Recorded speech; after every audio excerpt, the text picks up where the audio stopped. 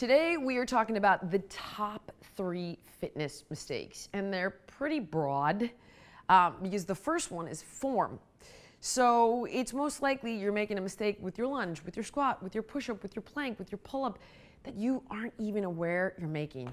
And so often we think these movements are basic, right? But what we're not understanding is not only are they not basic, we have biomechanical imbalances, which is a really fancy way of saying maybe we have mobility issues, maybe our hips are tight, maybe our ankles are tight, or maybe we just don't know proper form. So when you take a lunge, for example, right, and you step forward and across the body, you're now opening up your hips and you're causing that front knee to dive in, and all that pressure and stress on the knee at that angle can create an injury. So form is number one. I always give you guys form instruction in my workouts, whether it's on my app, we break down every move, or on old DVDs, but I don't care, you're not working out with me, whatever. Watch a tutorial on these moves, just once. I'll do them for you. I'm gonna do squat, push-up, lunge, plank, pull-up for you, okay? They'll all be on this channel, even though there are people that do a great job of it. I'm gonna do it for you too, okay? Study the form, watch it once, and then look in the mirror. And I myself have been guilty of it. I'll look back at a video I shot 10 years ago and see a little imbalance in my squat, right? Because I wasn't aware, and it's hard to be aware when you're not watching yourself in the mirror. So proper form. A lot of times we get injured because we don't have proper form. Learn the basics, all right? And I want you to learn the squat, the lunge, the push-up, the pull-up, the plank, and the crunch. We're gonna do video. I'll do videos on all that for you too. Okay, the second one, you're in a routine. And I get that, like, I always tell you, like, if you love it, do it, because I want you to do it. I mean, what's the most effective form of fitness? The one you're gonna do. Now, I could sit here and talk about HIIT training and plyometrics and metabolic circuits and body weight and functional training, free weights. And you could be like, I would rather stick needles in my eyes than do that. But you like Pilates, you like dancing, you like hiking, you like skiing, you like being outdoors, you like CrossFit, you like yoga. If you like it, awesome, you're gonna do it. But at the same time, there is a real danger to that. When you get in a routine, not only are you gonna stop seeing progress, but you could get injured. And here's why. Your body is trying to create a homeostasis, which means an equilibrium, all right? And when the stimulus is always changing, your body is having to adapt to that. Exercise is stress. So why do our bones become more dense when we work out? Well, we're stressing the bone. And then your body turns around, it has an inflammatory response, and it sends in white blood cells, bone cells, blah, blah, and it remodels the bone. Awesome. Only when you have recovery time. I'll get to that in a minute. So you've got this stress, right? Different kinds of stress, and the body's adapting to become stronger and essentially protect you against an injury. A blister. What's a blister? It's when you tear your skin, right? Well, keep going. You're going to get a callus. That's your body's way of adapting to stress. And that's what fitness is. Exercise is stress. When done intelligently, it's going to make you fitter, healthier, stronger. Okay, now, if you're in a routine, we've already adapted to that stress. So you stop seeing the results you want. You stop progressing the way you want to, and you get something called repetitive stress. So tennis elbow, runner's knee, sometimes yogis get wrist issues, right? It's constant, repetitive, same stress, same movement. People that do hair, right? They can get an issue in their arm.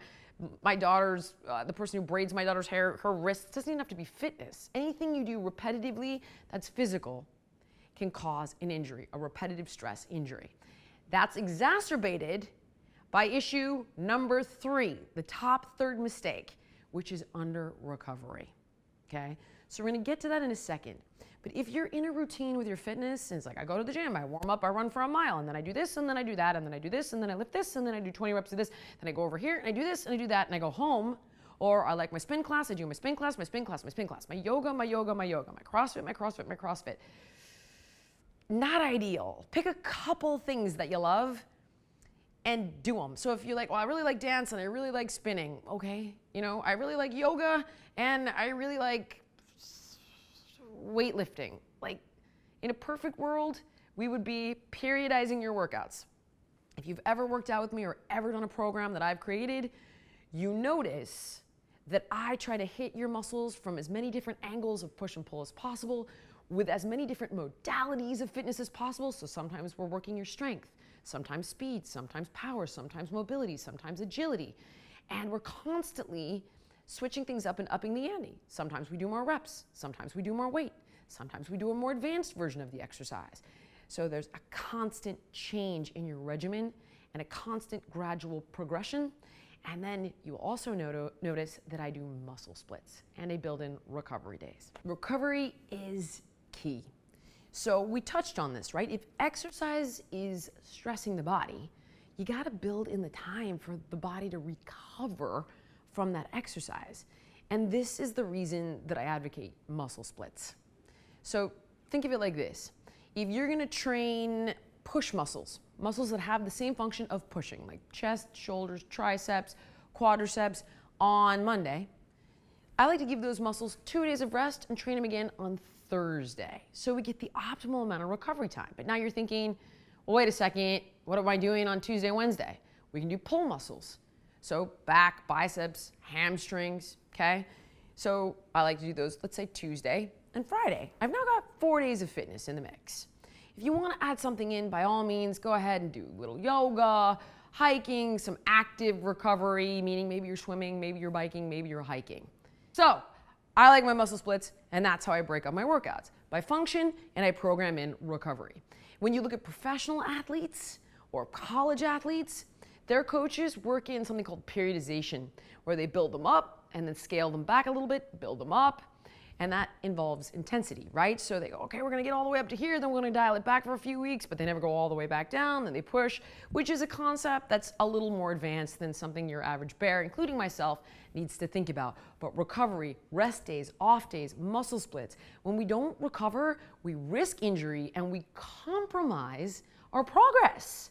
So think about it. If the body is stressed, the muscles have these little micro tears in them from heavy lifting session, and you go and you train again, they don't get a chance to recover. This is one of the things that I really take umbrage with certain fitness trends that don't take into consideration recovery, splits, and periodization. So be real careful with that, because certain people in the fitness industry, and I don't need to pick any fights today, but they'll tell you things like, well, we need to be prepared at any given minute. So I don't believe in splits because at any given minute you might need to use your back. But we're not purposely injuring our back with a workout and then training it again the next day. It's just the logic is not there. And that's why a lot of times the fitness professionals who will say that will have a fitness modality that will result in the most injuries.